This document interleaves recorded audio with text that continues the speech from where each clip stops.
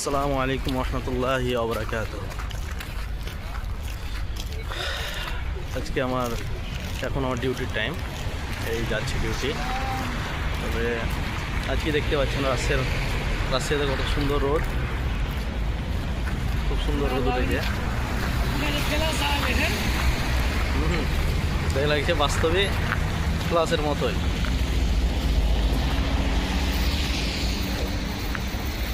এই হচ্ছে বাগান, পুরোটাই বাগান।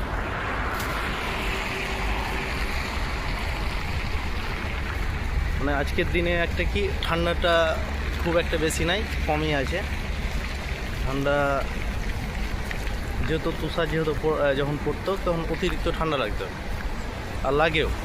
এখন মোটামুটি কমের মধ্যেই।